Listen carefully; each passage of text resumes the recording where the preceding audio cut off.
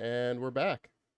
Welcome to No Direction Beyond, your Starfinder news, reviews, and interviews podcast. I'm Alexander Goodness, No Direction's Everyman Gamer, and as always, I'm joined by the most intrepid, disembodied voice this side of the galaxy, James.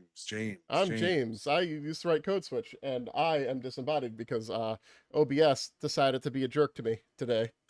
Luckily, if you're listening to us over on like the podcast feed, nothing is different. We're all disembodied when you remove our corporeal forms. And speaking of corporeal forms, we have one back that we haven't had it in here in a very long time.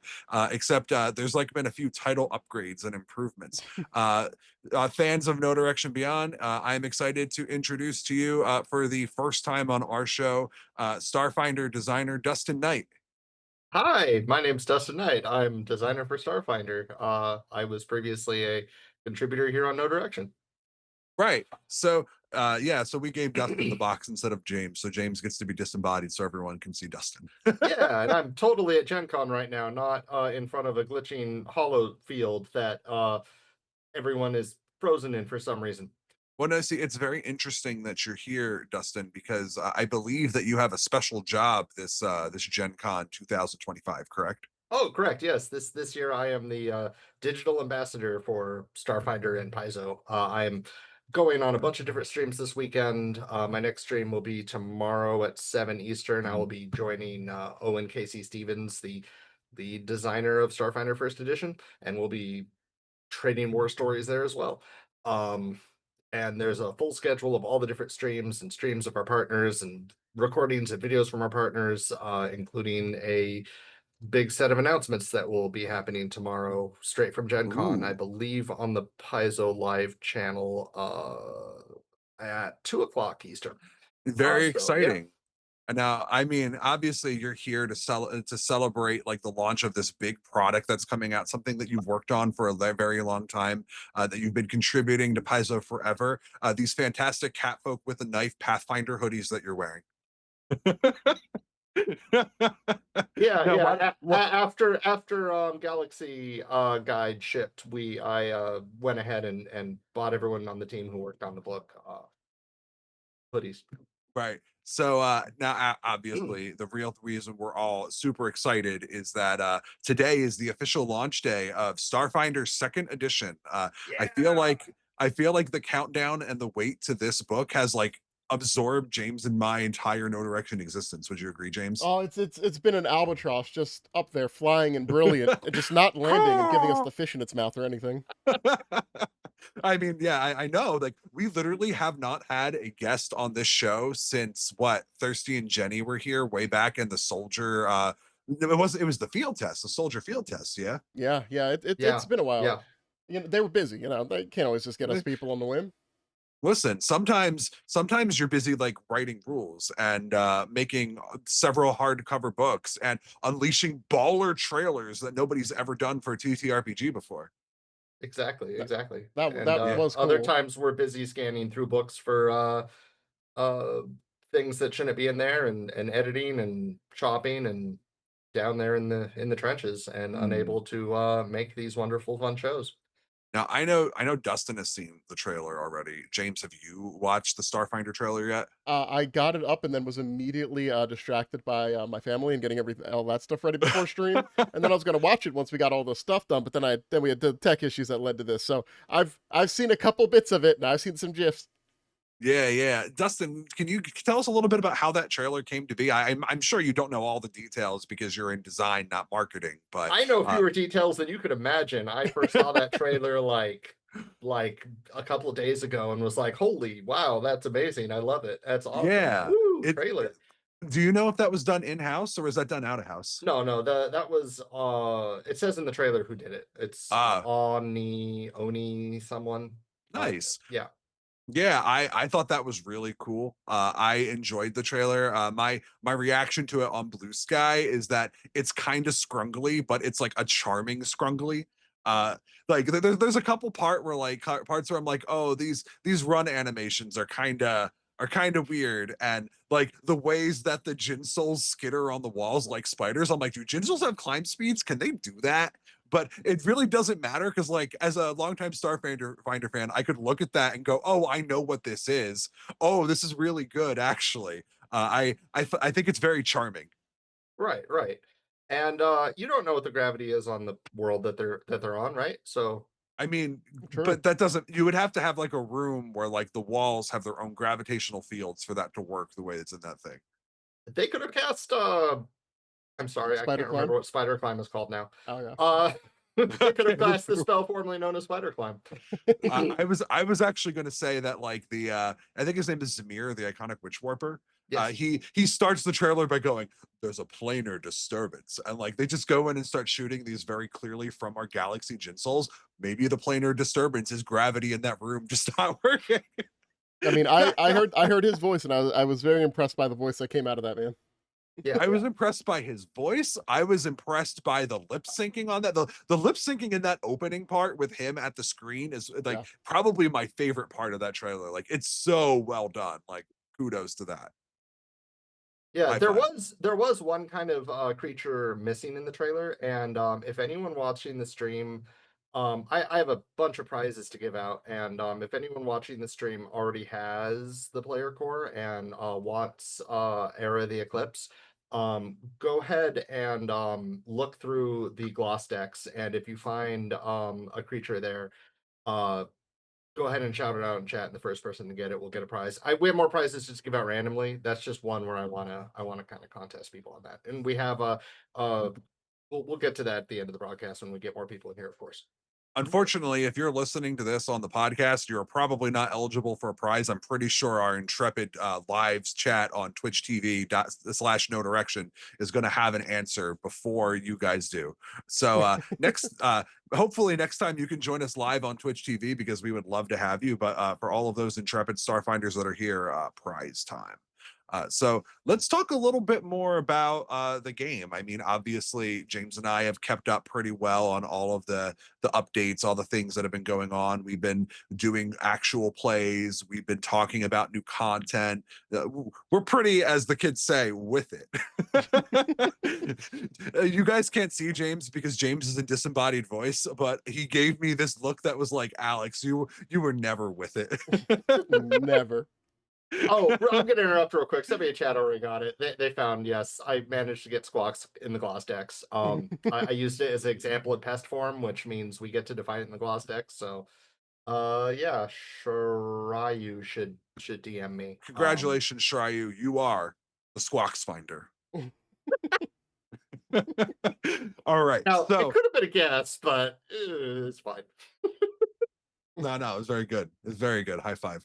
It's really funny because if we had actually planned that, which we didn't, you could take the fact that I made you as a Squawks in the little card for this episode as the clue of what the first one was going to be. But nah, Dustin doesn't tell me anything about prizes. He doesn't want me writing bots to take all the prizes for myself. Right, right. So speaking about piracy, tell me a bit about the space pirates, since I know you're wearing that their logo as your hoodie, right? That's from Galaxy Guide. Yeah, yeah, space pirates. They're a loosely affiliated conflagration of space pirates that space piracy has really taken off since the end of drift hackers. Now that there are drift lanes, that means there are places spaceships have to go, so it becomes possible to intercept them, whether you're in the drift or in real space. And there's a archetype in Galaxy Guide. There's archetypes for some of the major factions, including the space pirate. And whether or not you're allied with another space pirate or you want to be a freelance captain yourself, you can go ahead and take that space pirate archetype and do all kinds of cool stuff, like scare people with your Jolly Roger hologram or capture their souls with a void cutlass. Now, is it safe to say that you designed that archetype, or is that someone Oh else? yeah, yeah. No, I was the freelancer and then did like the third pass on it after the other developers worked on it. Now, I've heard a rumor from other people in your office. Just saying, I've heard a rumor, and that rumor is that you have a calling card when it comes to designing things, and it's usually silly pun names. Is that correct? Oh Lord. Okay, so when I Yeah, first the answer is started yes. writing, when I first started the internal playtest process, I didn't know that we were putting final names on stuff. So like I would just give stuff silly names because when someone asks me what my name like my I could write a character and their backstory and their character sheet just like in a few hours and be done with it. But the name, oh no, that's like 3 weeks worth of effort. The name is the hardest part. Same with feats and classes and stuff. Uh and I submitted all these feats with these kind of silly pun names, thinking they'd be changed, thinking I'll pick ridiculous names, so we'll be sure to change them. And then they kept them in the field test, and people's reaction to them were positive. And I started thinking back to my time playing Pathfinder and Starfinder Society with people who are active duty military, and them talking to me about what it's like on the base and what they call things. And I'm realizing that like no, actually, even when it's a life and death situation, humor is integral to the human experience, and people will call the most dangerous weapon you've ever heard the Scrongler, and go with it. So, which one of your pun names for like anything in the core rulebook would you say is your favorite? Pick your favorite child. Oh man, I can't pick Like, I can tell you this little insight. Okay, I have a favorite that didn't get through for a fun reason.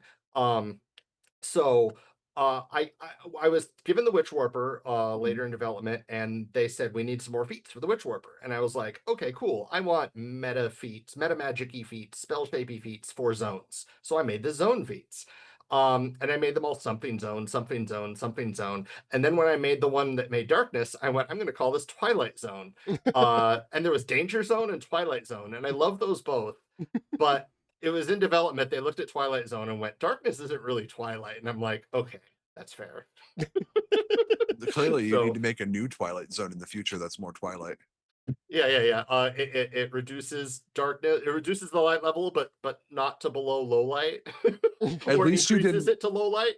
At least you didn't make one that like raises elevation called Green Hill Zone. Oh, that would Oh have been great no. though. That would have been great though. Do you have a least favorite name that you put in? Like something you're like, oh, I can't believe I have to name it this. I can't think of any. No, I really can't think of any. I'm sorry. If there was a name that Ah, I you're didn't good. like, I would have said, I don't like this name. Let's rename this. Speaking of stuff in the book, I know that the core rulebook is pretty notable because it has, in addition to having class archetypes for each of the classes in the book, it has one like actual standalone archetype, and I think it's the Starfinder Society one, right? Correct, correct. Right, right. Now, if you could flood this book with three additional archetypes, what would you put into it? Um,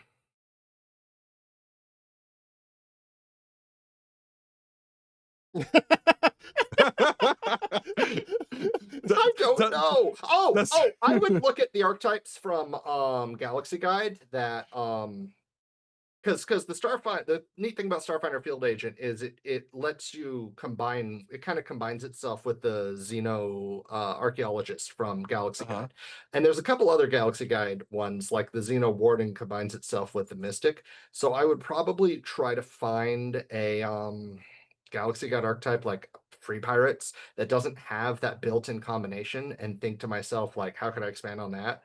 Like, I Mm, don't know, a spaceship pilot for the, but that would be kind of weird without Starship rules. But something, mm. I do something that combines with existing archetypes from Galaxy Guide to kind of get that cross pollination going. That's Yeah. my initial thought.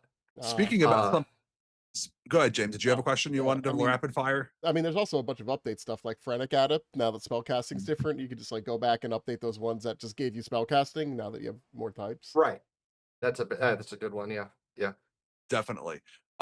So I know that when we took our look at the core rulebook, there's some like really good art. Like there's a picture of Day where they're like sitting down in front of like a whole like it's almost like a pile of stuff they own playing video games, and there's like random stuff all around. Yeah. That's probably one of my favorite arts in the book. Do you have a favorite piece of art in the book? Me?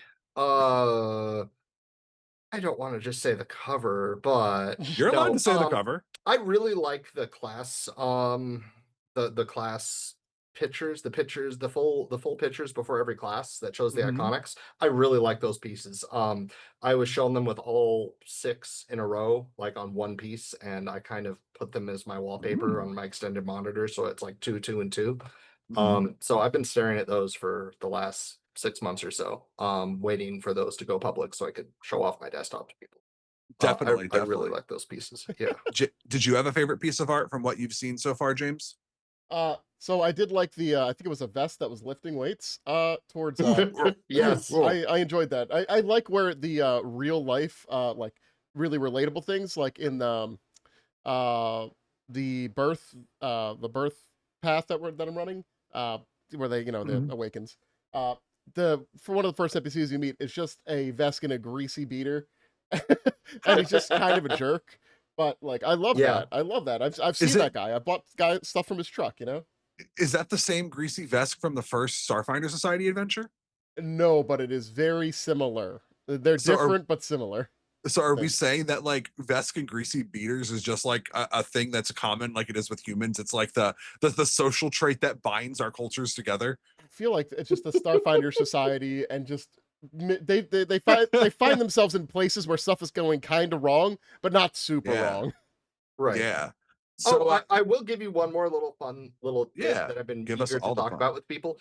If you look at Radiation Sweeper on page 239, there's a little tiny Easter egg there that I could just say normally we don't like putting text or numerals on our art, but for that was an exception just for this little Easter egg. And as an added Easter egg to the Radiation Sweeper, just a story I've been wanting to tell everybody. I was half asleep. I was falling asleep one night after a long day of going through my work, and I instantly found myself getting awake and realized I have to write this down that we never put in the playtest that radiation sweepers are immune to the effects of radiation, and technically it's a tech item, so technically you could pull out your radiation sweeper to try to figure out what's going on, and like it just doesn't work, which is not good. I guess at that point you could be like, I guess it's radiation or this thing's broken. Do um you do you have more prizes to give out? Because you could totally make our listeners go and dig for that Easter egg for a prize. Oh, sure. First person who could tell me what who could reference the Easter egg in the radiation sweeper. I guess you would have a core rule book. So you could also tell me if you want Murder Metal City or Era of the Eclipse. Nice. All right. It's So gonna be a PDF, by the way. We do have one hardcover player core to give out, but that will be at the end of the show. Ooh. exciting. So I've heard a little tidbit from watching all of the organized play stuff that the new player's guide this year for season one of Starfinder 2 has two ancestries in it. Yeah. Oh, I'm sorry. Yes, yes, yes, yes. Two ancestries. Were put into the player guide. We are trying to put ancestries in anywhere we can. The cantina is alive and well and still serving. Um, yeah. So the oh, my brain just died. No, the Shobad and the ooh, my brain just died The on that. the Sorry. the the the The red lizard red guys. lizard people. Ikedi, It catch it. Ikechi, I yeah. can't pronounce it in real life. I can spell it. I can't pronounce it. Ikeshti. Yeah, James, you used to play in Yeah. Ikeshti, right? Yeah. Hmm. I remember him. He was cool. He was a cool little It guy. just sounds a lot like Ijikri, which are the squid bellies. Yeah. Does demonic dem have the right answer? Is that correct, Dustin? Three Yes, yes, it is. Awesome. yeah, 3.6. Go ahead and DM me, demonic. It sounds like your response was Mm, quite nuclear today, wasn't it? yes. Boo this man. Ha It's ha it's ha because ha. the what it says is 3.6 are artigens from the Chernobyl show. Yes. Yeah, Very it's good. yeah. Very fun. Um So I've been grilling you a lot about questions. James, do you have any questions for our unwitting guest? Hmm. So when you were going through and looking at things to transition over, was there any type of mechanic that just you wanted to bring over but weren't able to from 1E? oh, that's a tough one. Oh, really? I thought that would be an easy one. Like Reddit is currently talking about a ton of things that didn't make it the cut. Yeah. Oh, are you talking about from the playtest to the final or from Oh, SF1 I to meant the from SF2? SF1 to SF2. Okay, yeah, yeah, Uh, that's what I assumed you meant. Yeah. Like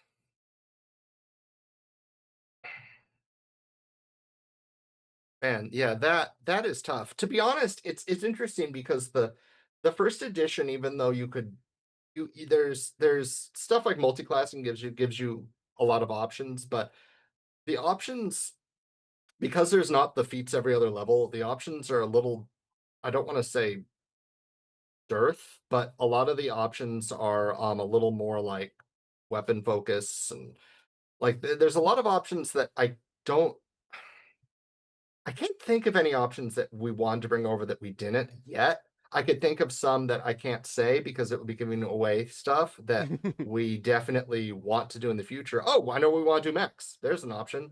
Like Yeah. if we had unlimited page count, yeah, mechs would probably be in the first book, but we Do don't. you do you think mechs and powered armor are like things that would be different? Because like the difference between them, it mechanically was quite different in 1E, but like in terms of like their functionality in the world, like a powered armor is kind of like a person-sized mech.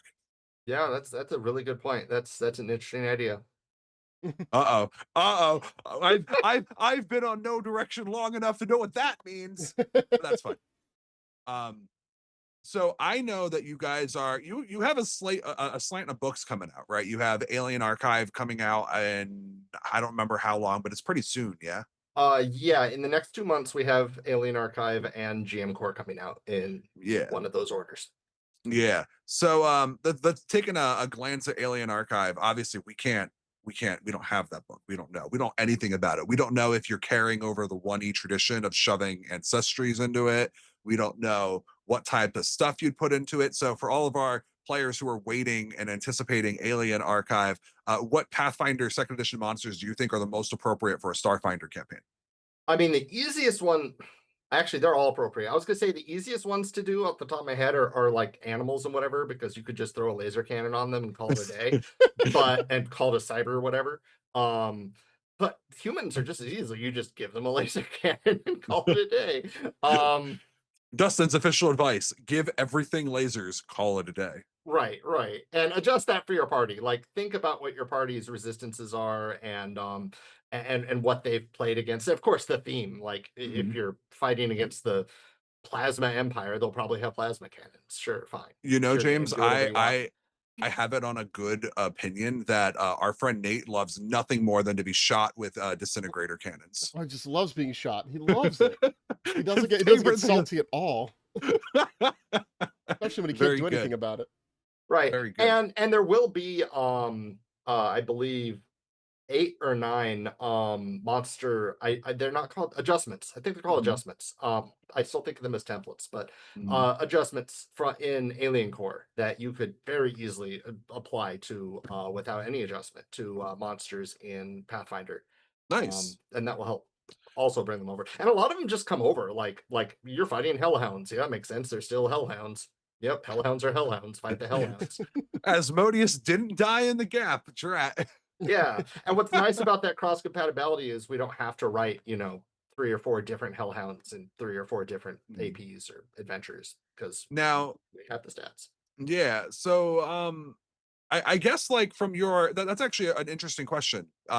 Obviously, one of the things that James and I have been very I don't want to say critical, I think cautious about is a better word. We've been talking a lot about like for Starfinder to really feel like its own game, it's got to be able to stand on its own. So when you guys are evaluating when to allow just something to be transported from set Pathfinder and when you are actually going to add something to your game, walk me through how that decision making process goes. Like what makes you go, oh, okay, we have to actually print this in our books, and we can't just say go see this in another book. Um, that's a good thing to bring up.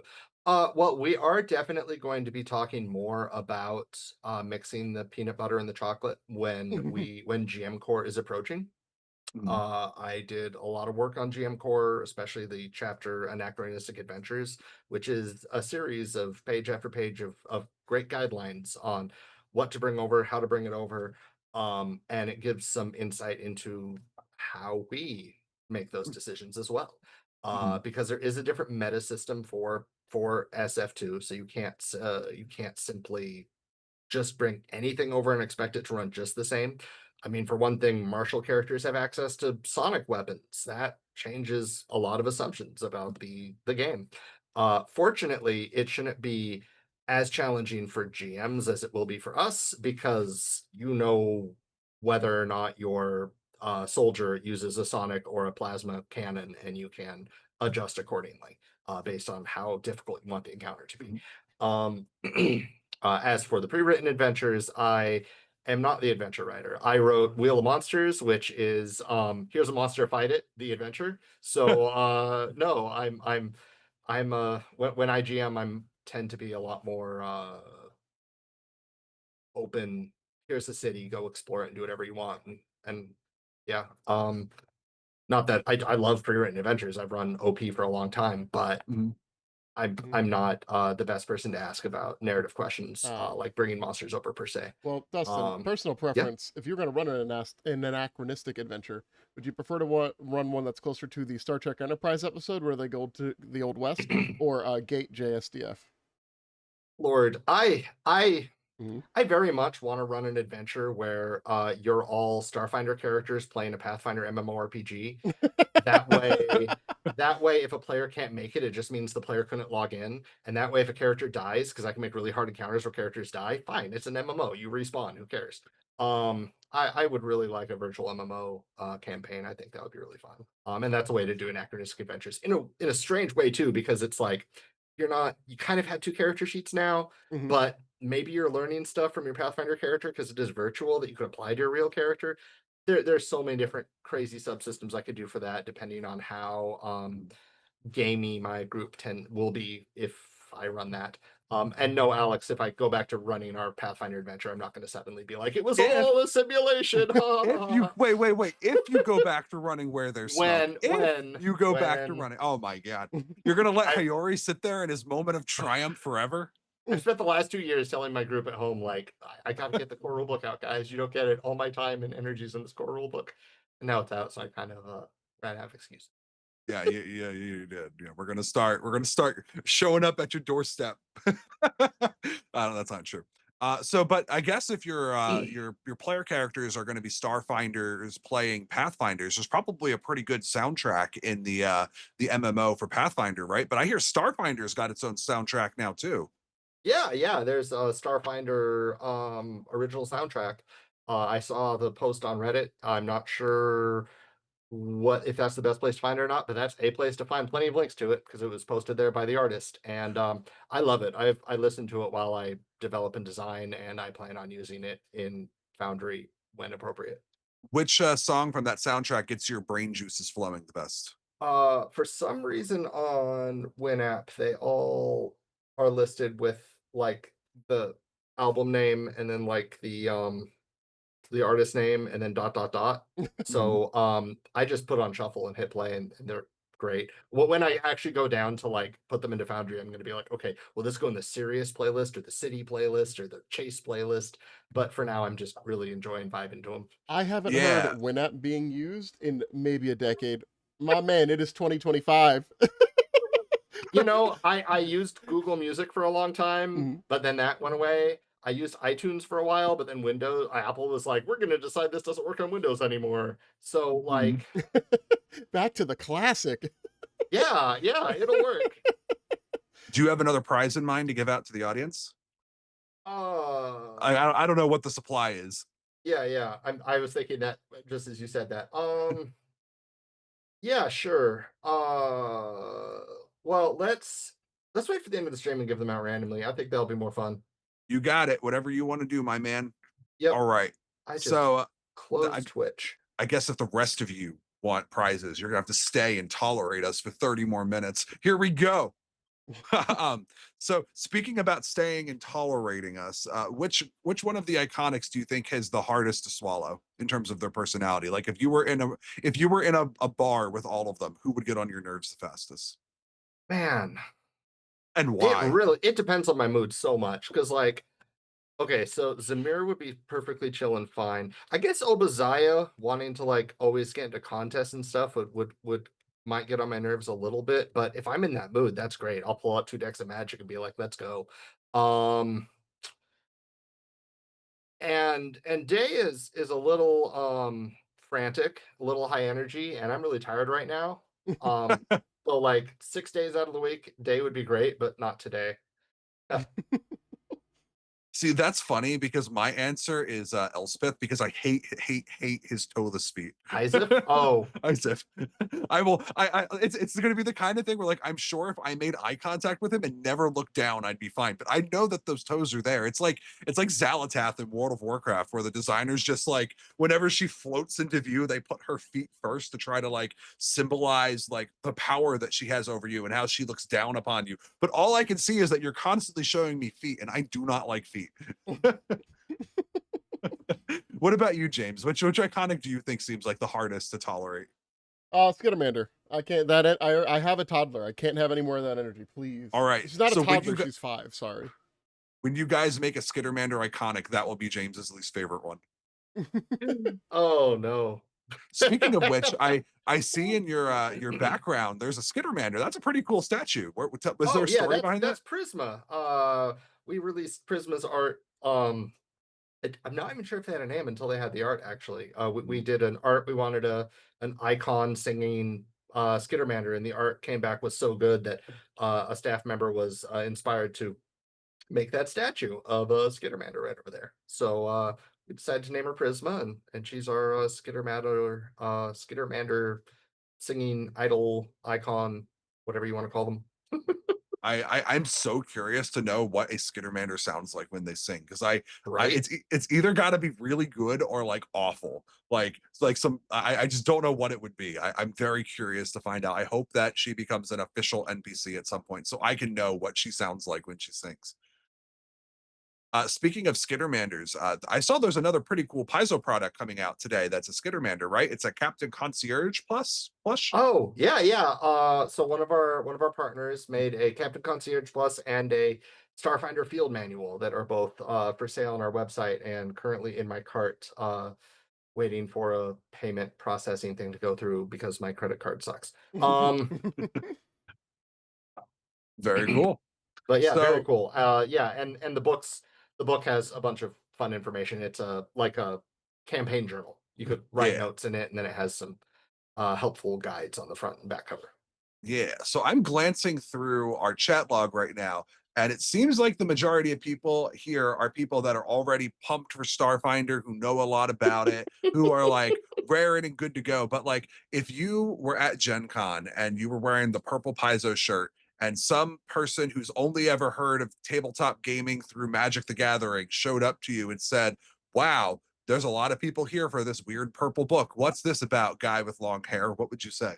I would say this is Edge of Eternities, except you get to play your own character instead of a deck. I did not expect to pick that up. Touche. Touche. Yeah, for those of you listening at home, Dustin just picked up a box of Magic the Gathering Edge of Eternities, the newest set that was releasing here at Gen Con as well, and just made that was good. That was very good. I have all my Starfinder stuff here too. That was just on there from last night. So All right, all right, all right. Ready, ready. I want you to pick a random legendary creature out of that their box and tell me what their class and their ancestry would be. Do it. You know you gotta well, do it. there's a 3 in 20 chance of getting the Solarian Hylia, so I'm just gonna say Hylia the Solarian. Oh, there you go. There you go. Maybe Um, Mystic multi-class archetype Solarian. That'd be interesting. I like that. Okay. so which of course you would. That's basically Yoko. Oh no, it is. So I guess what class would you say changed the most from first edition going into the new edition? Some of our Oh, people are that's a older. They good gotta know question. which class changed the most if we're talking about like just not even like the mechanics. Oh, yeah, Soldier. Yeah, soldier. Tell us Probably more about Soldier. it. I mean, Soldier was in a interesting. Soldier from SF1 was very much in the space of being the fighting man. If you want to look back at the old D&D 3 class system, and we want it to be more. We definitely wanted a tank, someone who could take hits, someone who could direct people to want to hit him instead. Um, and I've always wanted a martial class that was really good with area control. With area control. I like the idea of tanking with area control. Hmm. And I like the idea of being a tank that isn't just using a shield and being defensive. I like a proactive tank. So uh we also wanted to show off the area weapons and the idea of area fire and automatic fire. Mhm. Weapons were one of the first things we designed when we were designing Starfinder. Is they said, go into Excel and give us a whole sheet of weapons. Mhm. Um, in fact, it was funny. Just a little aside here. This is kind of interesting. Originally, weapons were not simply as you go up the CTAs up system, originally they weren't like at this level you get +1 to hit, at this level you get no, originally they were every level had its own stat block of it does this much damage, it has these traits, and it has this range. And that could change. And it used to be like so you could level up into like a tactical pistol, and now it has like a 40-foot feet instead of a 30-foot range, or it has this trait now.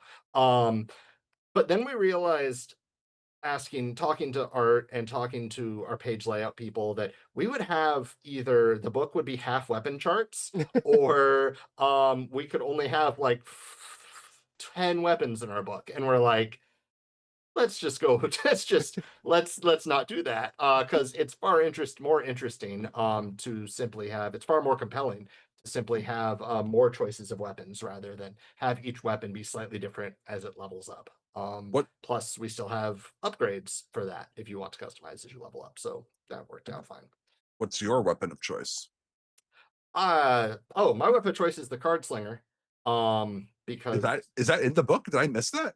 yeah, it's in the book. Yeah. Yeah, That's it funny. it has I forget if it still has professional deception, but it does fairly low damage, but it has a pretty high deadly or fatal. Um and you don't have to reload it very often because it can take up to 7 shots. It's great for operatives. Well, it's great for my operative. I like it. Wait. Um So you're telling me that the card slinger can't hold a deck of 52 cards? at one point when we had the level up thing it could. And you are free to buy the Starfinder Infinity deck and if you could find a Kaito Kid card slinger gun, you could totally um, load it up with your infinity cards and Those of launch you them who 4 inches into the air. who are listening, you are missing the fact that Dustin is holding up an actual copy of the Kaito Infinity Card Slinger gun and a copy of the Starfinder Infinity deck, and is actually shooting cards at the screen. It's great. Look at him shoot those cards.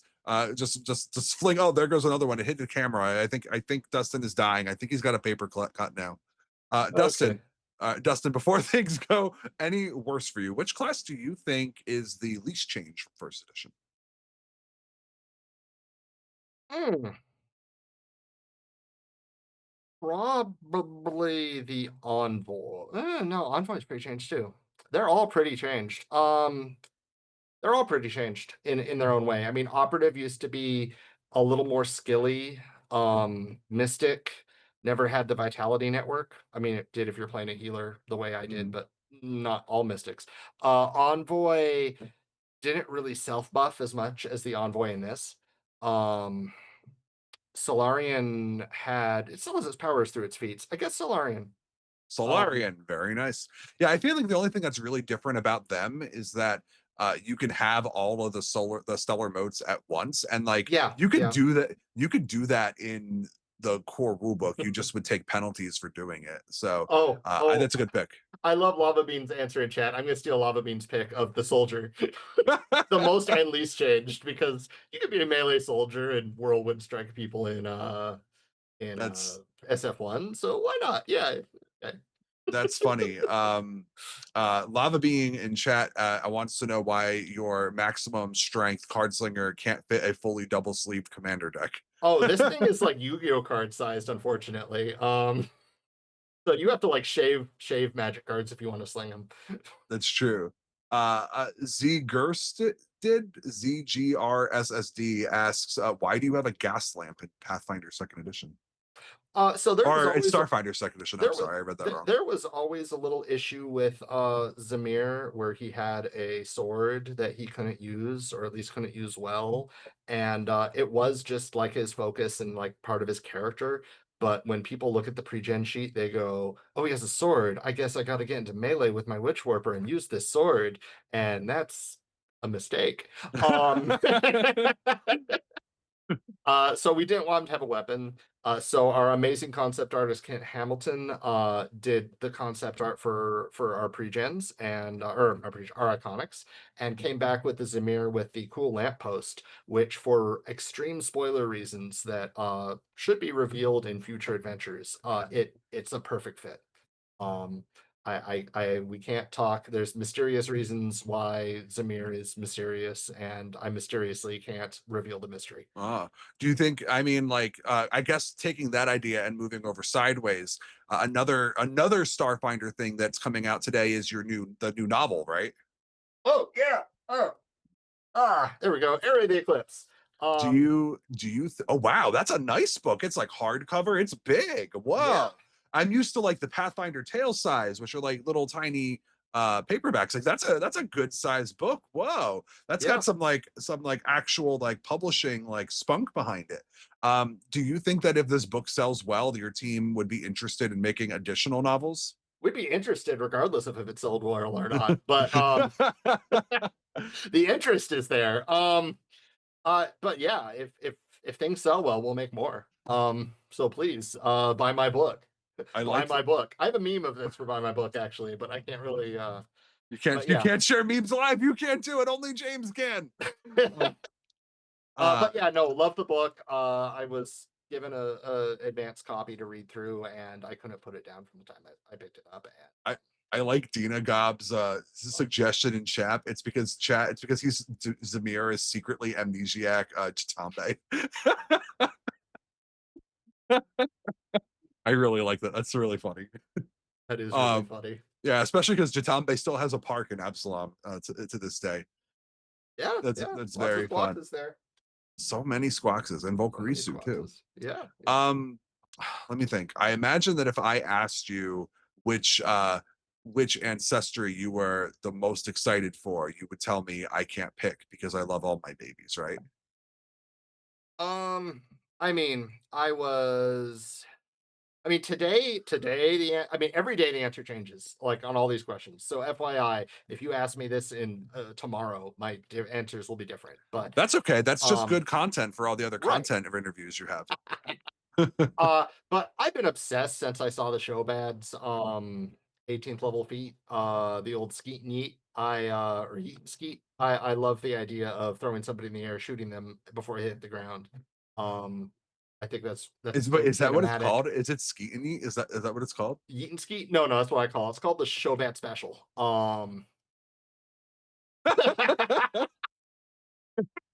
Yeah, yeah, yeah. No, it's called the Showbat Special. You could use because they have four arms, so they have two arms to throw you in the air, and then two arms to wield the long rifle, the sniper rifle, to Yeah. shoot you out of the air. And of course, if you're flying through the air, you can't dodge. Um, so yeah, I think that's a fantastic feat. I believe that Ancestry is written by Michael Sayer, and did a great job with it. And I love it. It's free. You can find it at the Starfinder Society Player's Guide, which was posted on the blog Nice. earlier last week. Now, I also heard a little rumor that there's like a really special convention boon that's like making its way through Blue Sky, right? Yeah, yeah. So we have a charity auction every year at Gen Con. So if you're there and listening to this, go support our charity this year.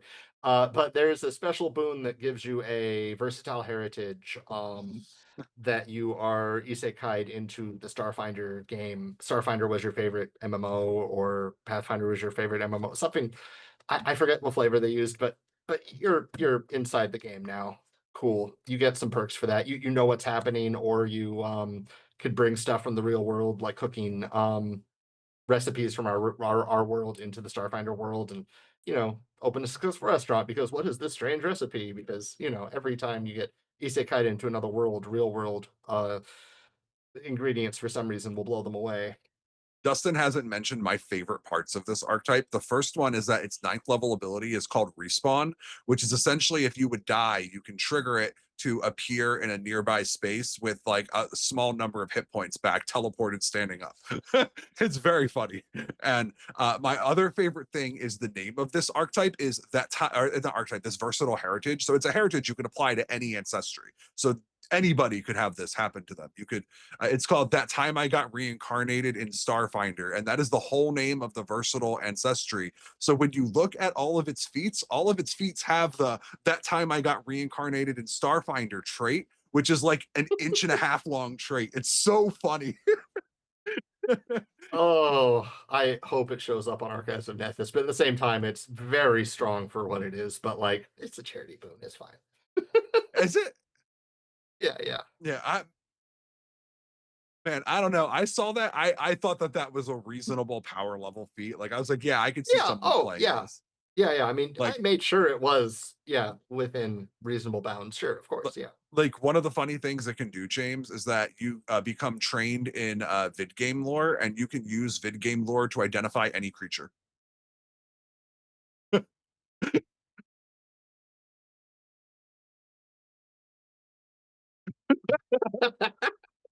You have But dubious knowledge with this role. yeah, if there was a way to say like only encounter mode because it's attack patterns, but play it however you want. Right.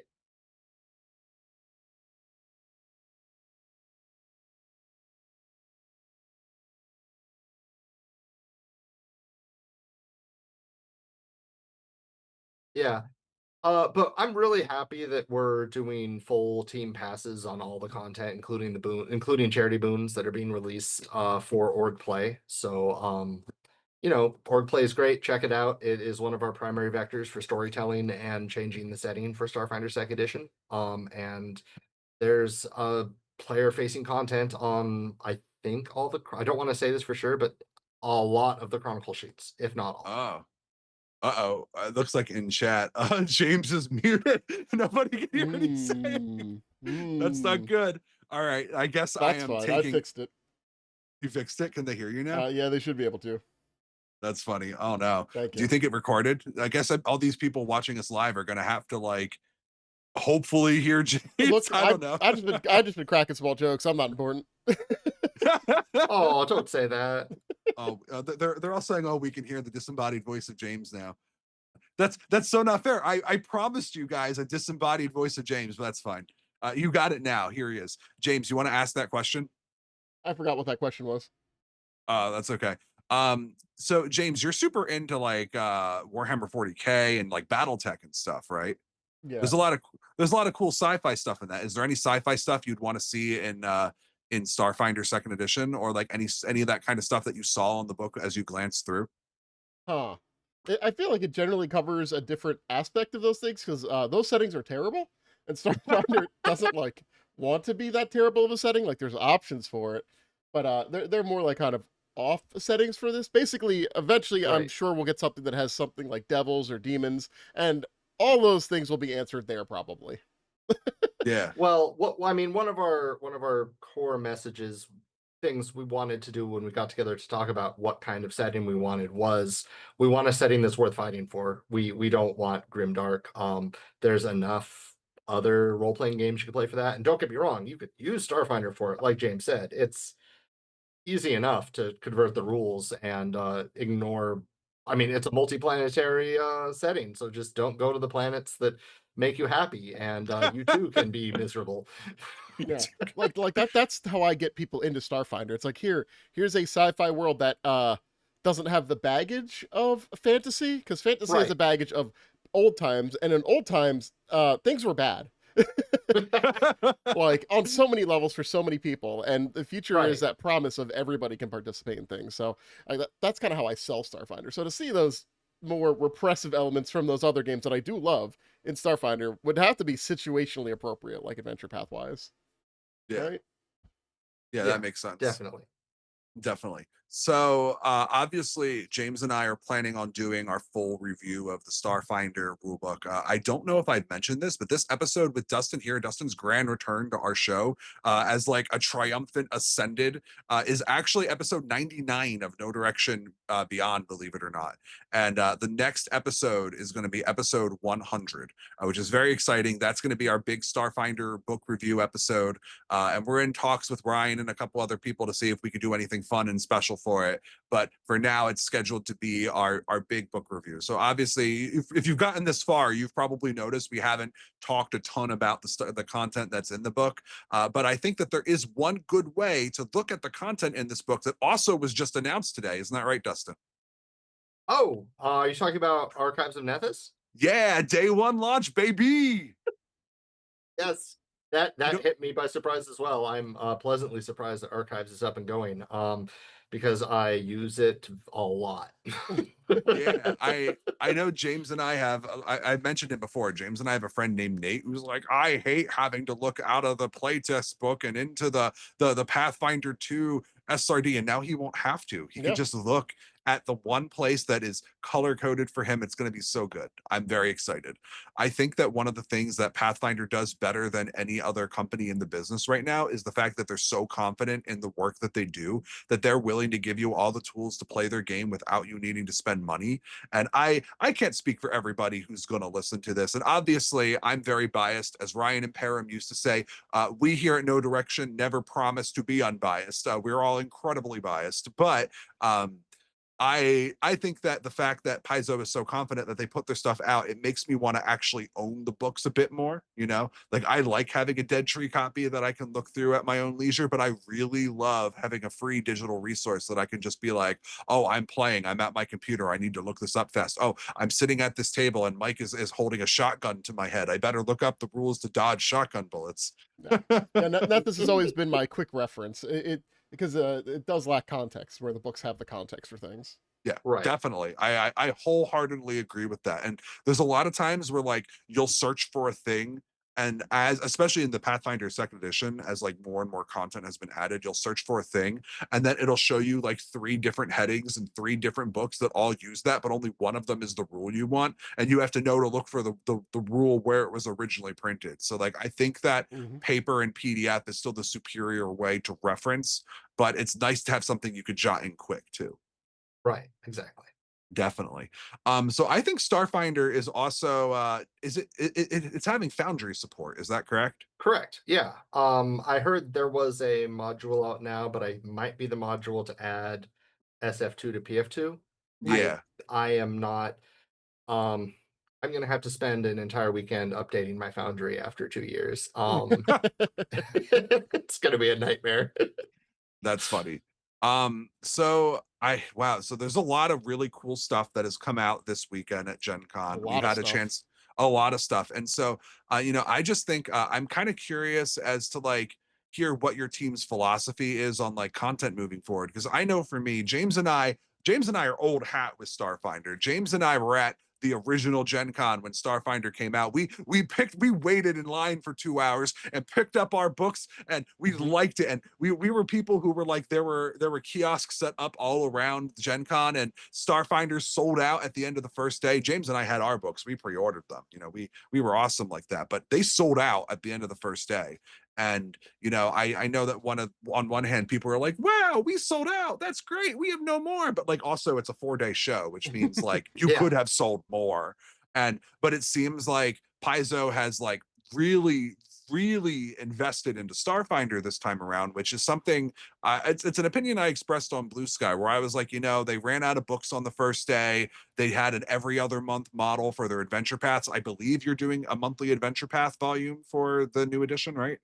I am not 100% sure. I apologize. Uh, he's too busy in the mines for the He's game, in the, the the GM book. trenches. He's in the Too busy trenches. writing space elf feats. No, I for those listening, that's not any kind of a spoiler. I always tell everybody I know when they ask me what I do. I write feats for elves.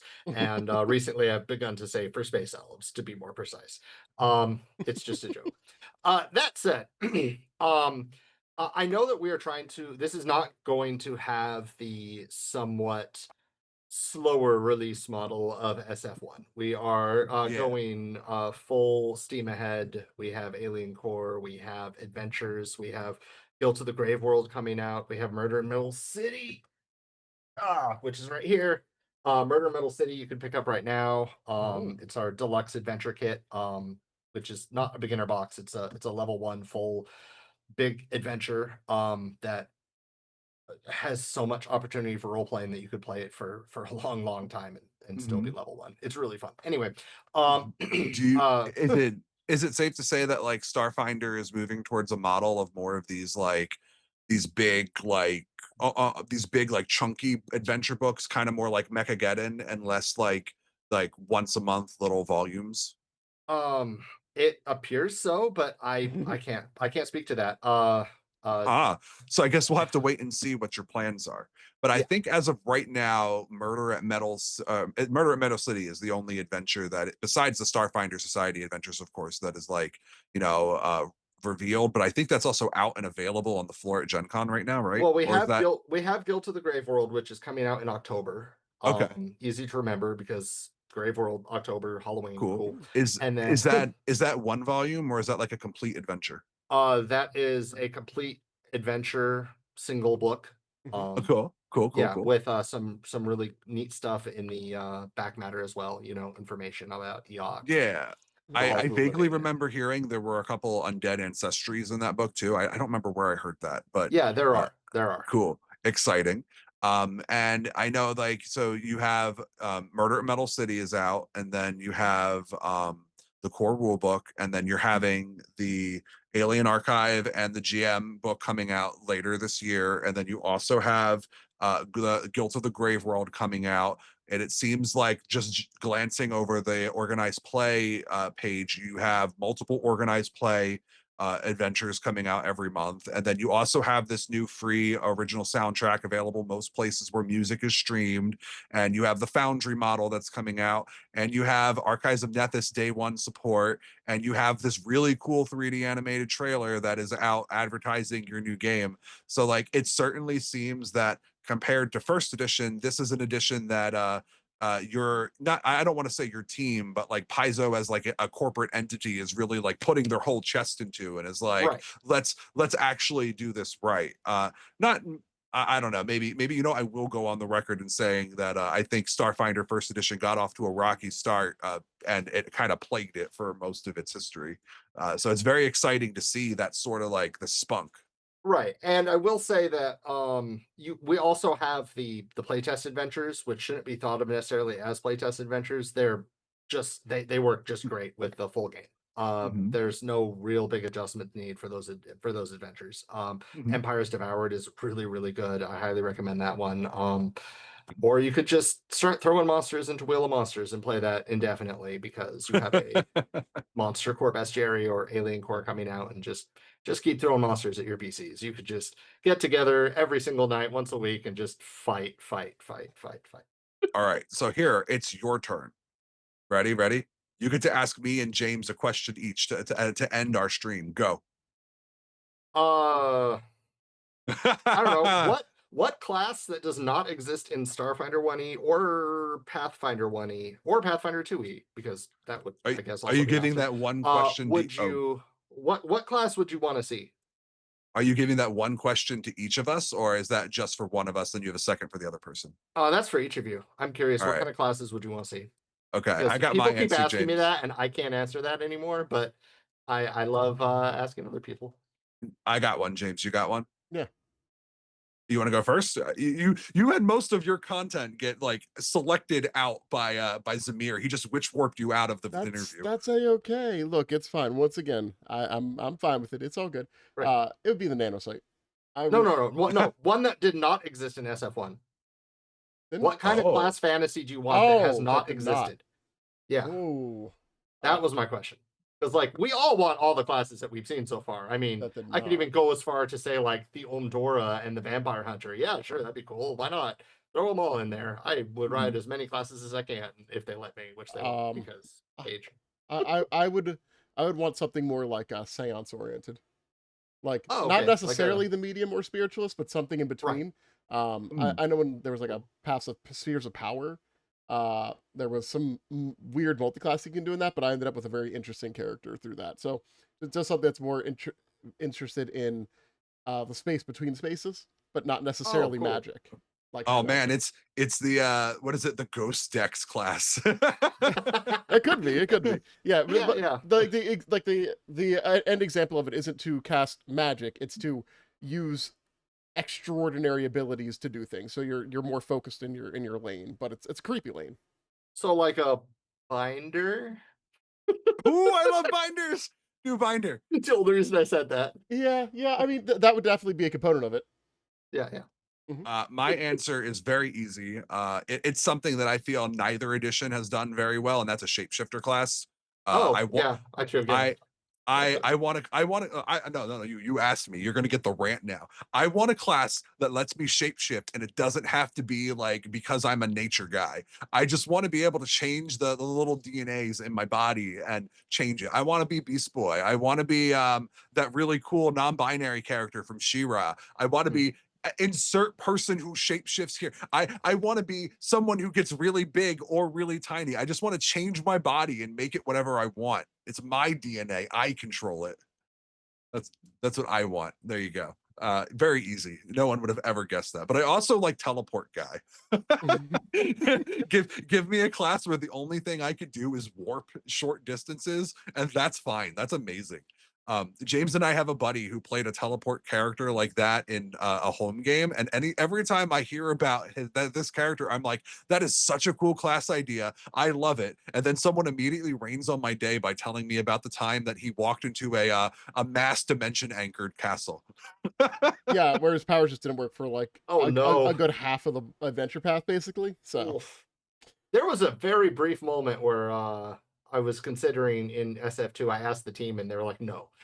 Making teleportation and movement speed, and they're just like, "I get where you're coming from, but no." it introduces a lot of Yeah, considerations. It makes adventures no, a it lot harder was. to write. Yeah, definitely. Um, Prolific organized play member and Paizo writer Hillary Moon Murphy is in chat saying, Alex, do you want to be the Wonder Twins? And I just responded, okay, you got me. There's one shapeshifter I don't want to be. so you'd rather be like Apache Chief uh, can, can, can if I we're be a listing Super Friends? can I be Apache Chief but not a racist Oh, caricature? fair. Yeah. Because Sorry. if I could just get big, like that sounds fine. Like that's like Ms. Marvel, like Mr. Fantastic stretchy, that sounds cool. But I just don't want to be Apache Chief like specifically. I can't think of any other characters that change size. Dang. I guess Ant-Man? Yeah, Or I mean Ant-Man does it. And Ant-Man does it with tech. Um yeah, wow. So I guess that brings us to about our 1 hour mark. oh. That means that we should probably talk about those secret prizes you were talking about. Oh yeah. So cool. We'll start out. If anybody here in chat wants a let's just how do we do this? Everyone in chat who wants prizes, go ahead and give me an exclamation point. I like this is democracy. All right. So you have exactly. And We'll set a timer for 1 minute for the prize pool. Anybody who wants the prize, Dustin will take your name at the 1 minute mark, and then we will draw the prizes. hold on, Uh, I have a way to draw the prizes too. I'll throw it up on my OBS. you got it. Okay, who do we have here? Miraculous, HMM, Dynagob, Dem, X-Ray, Strayu, Rico, Z, Grizzid, Dragon Elvish. I might misspell your usernames. So I hope they don't have a lot of meaning for you in a way that will offend you by me misspelling them. I hope your name doesn't matter, punk. Zer Grizzard reminds me of like somebody from the Wu-Tang Clan. It sounds like a member of it. Okay, let's go into my OBS. Let's do a Someone says scroll up, you missed someone. I think it's the person in the first time chat bubble. Is that T oh no, Therox? I got you. I got you T's here. I just stopped saying them out loud. Um yeah, I got And Crypt Walker. heck yeah, here we go. All Here's the right. power. Create new display capture. Oh, check the tabs. Ooh. Whoa. Oh yeah, you'll see like my Kaiba meme that I still have in my tab for some reason. I tried to check real quick. Like, is there anything embarrassing here? Everybody's scanning the tabs. All you Here, get let's is just that do this. Dustin is a weeb. Yeah. Newsflash: I like anime a lot, and I have very sloppy tab habits. But you and every other person with ADHD in Paizo history. Okay. Sure, I'll hide that. All right. Cool. I was gonna do this for Wheel of Monsters with like a better layout with like Zoe involved and stuff, but this will work.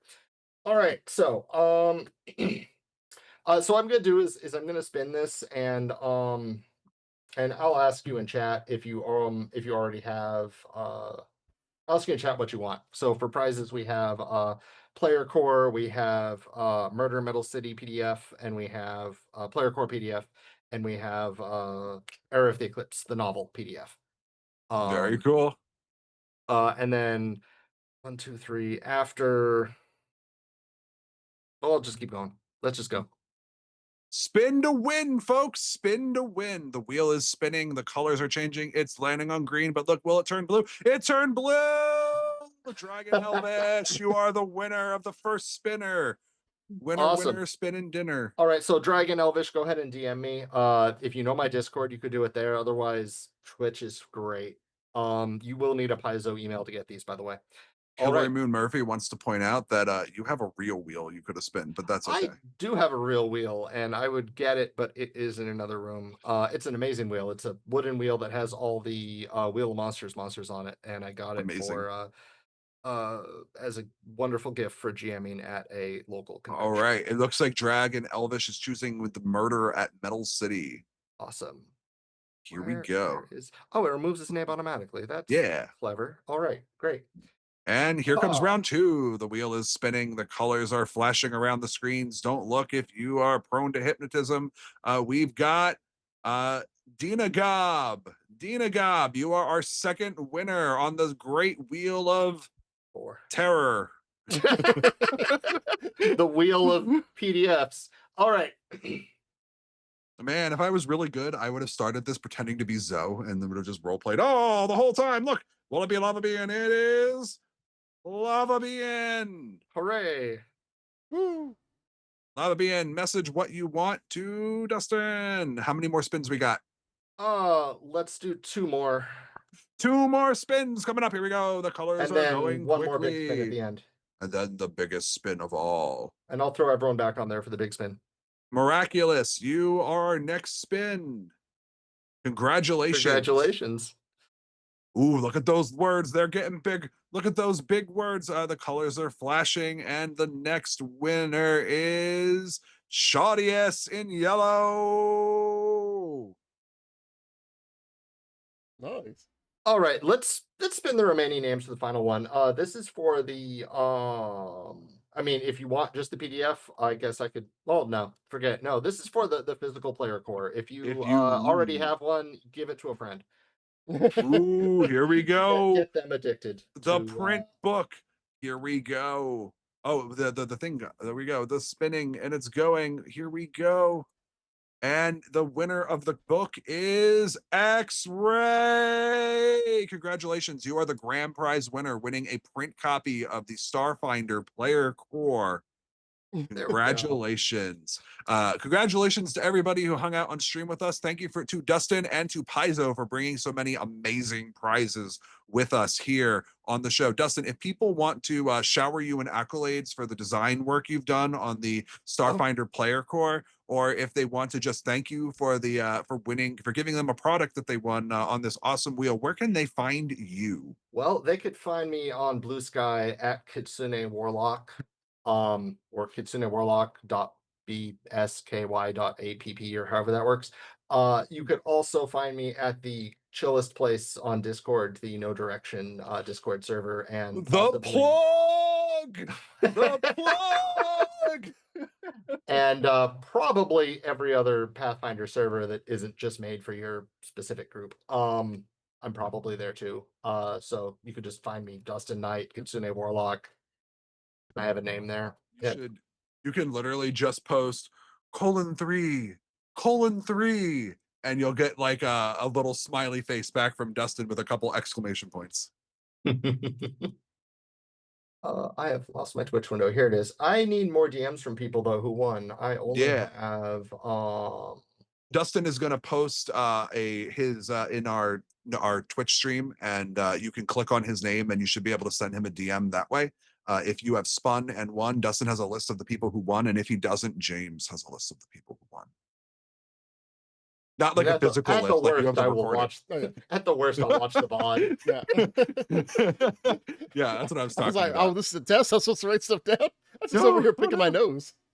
Yeah, definitely. Uh, Yeah, but thank you so much for everyone coming out to enjoy this fantastic interview with Dustin. Definitely was a bit on the lighthearted side. Obviously, we didn't go into super depth on the material. That's going to be for me and James to sink our teeth into. But obviously, the book is just out. You don't want us to give you our opinion after like 2 days of Yeah, hardcore yeah. crunch reading. Let us actually digest and enjoy the content and Yeah. play it a Also, little we bit. have a guest. Next episode is going to be me asking if this is a Starfinder thing or just a Pathfinder 2 thing. Awesome. Is it- And yeah, and you could check me out 7 o'clock Eastern time tomorrow. I will be on the couch with Owen, Casey Stevens, and I believe Stan, Oh. and we'll be discussing we'll be sharing more stories. And then I will be with Phoebe Bane, the Goblin VTuber, with my Chick VTube model at 4 o'clock on Saturday. And don't miss the Starfinder Second Edition live stream, 2 o'clock on Friday. I believe that will be on the official Paizo, maybe Gen Con TV. All the links are on the Paizo blog that was posted today. That's very exciting. I'm actually really looking forward to hearing about how that episode with Owen goes, because I feel like if anybody knows what it's like to be a designer shipping a Starfinder book, it's probably Owen. So I feel like you two are definitely going to have a lot of experiences to talk about. It'll be very fun, I imagine. Thank you so much for joining us here on No Direction Beyond. As always, we do this because we love how wonderful our fans are and how much you pop in and join our stream and chat. We are looking forward to chatting with you even more. So as was mentioned earlier, I don't remember whether it was Dustin or James, but we are at the chillest place on Discord, on our No Direction Discord. You can head to nodirectionpodcast.com and check the Discord link on the side, and you will pop right in. You can message me and James anytime you want. We're both pretty active. Our fellow No Direction writer, I believe it is Rob Pontus, just put out an article either today or yesterday going over Battle Cry, the new Pathfinder Second Edition hardcover. So if you are into cross compatibility between your Starfinder Second Edition books and your Pathfinder books, you can check out the 2 new classes for Pathfinder in there and decide, hey, maybe I want to be a commander in space or something. And I believe also Digital Divination interviewed you recently too. Yes, Digital Divination did an interview that should be up now. That's an interview all about Murder in Metal City with Jenny Jarzebski. Amazing. So if you want the details on Murder at Metal City, maybe James and my dank memeing was not enough of crunch for you guys, you can go check that out over there. We will be doing our episode going over the Starfinder core rulebook. Episode 100 will be on Wednesday, September 27th is going to be the date of that. August. August. That's right. It's August. August. Yeah, it's not September. I'm just bad. That's right. So August 27th is going to be our 100th episode. Very excited about it. It's quite a milestone. Lots has happened with Starfinder between then and now, and James and I are going strong and excited to continue looking at cool Starfinder products with the rest of you guys for the foreseeable future. So until that next time, go beyond with No Direction.